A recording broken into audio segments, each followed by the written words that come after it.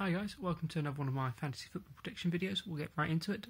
We'll start with Ian versus Tom. Tom made a very strong start to the week, scoring 44 points to Ian's 3 on the Thursday night games. I think Tom probably has a bit too difficult of a lead for Ian to overcome. He's only got a couple chances to come back, one of which is playing the boom or bust Mike Wallace. Mike Wallace, about once or twice a season, will put up 20-25 points, and he really needs to do that again today for Ian. The other chance is in the game to watch for these two, which is Miami versus Atlanta. Ian's playing Jay Ajayi, Tom's playing the Atlanta Falcon defense. If Jay Ajayi can go off and have a good game, he can do double damage to Tom. Next we move on to Tread versus Triss.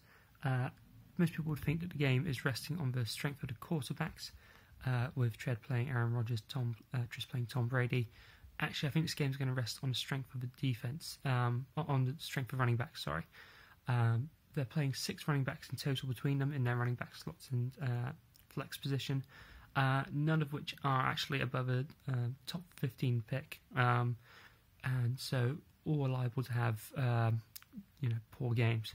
If one of them can go off, then they're likely to be the one that wins the game, win this matchup. I'm backing Tread to do this based on the strength of his running backs matchups, but like I said, it's very close to call. Game to watch for them will be Pats versus Jets. There are 2 running backs playing in this matchup in that game, as well as Tom Brady. So that's the key game for them to keep an eye on. Next we'll move on to Brad versus Phil. I'm expecting Phil to remain undefeated. Brad's playing someone called Robbie Anderson, who I've never heard of before, and is either Brad has some inside knowledge or he's picked up someone by accident and is just playing him as a hope that he does well. He also needs to hope that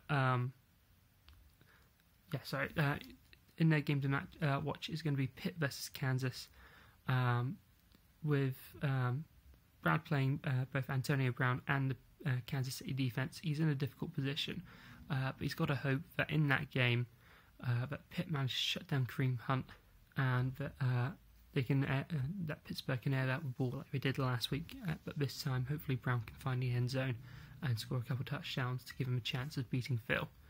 We'll move on to Mo versus Andy. Both left fairly decent points on the bench on Thursday night, but Zach Ertz performed well for Andy, which I think gives him a slight edge in this matchup so far. Mo's playing both Matt Ryan and Tevin Coleman. So again, their game to watch is going to be Miami versus Atlanta. A key one to watch for Andy as well is going to be Chris Thompson. He is more of a pass-catching running back, and the game they're playing against San Francisco, they're expected to sort of take a big lead and be a bit of a blowout, which would limit his playing time. If it stays a bit closer, then hopefully he can stay in the game a bit longer and get a few more touches. So yeah, I have a sneaking suspicion Andy wins that. It's a difficult one. It's a difficult one to call at the moment. Finally, we'll move on to myself versus Ryan. We're both playing QBs with injuries at the moment, and both of us will be heavily invested in the Detroit New Orleans game. Ryan's playing 2 running backs who've had limited success this season, which is why I'm backing myself to win, unless Gronk goes off and has another huge Gronk day. So there you go, that's my predictions for this week. See you on the playing ground.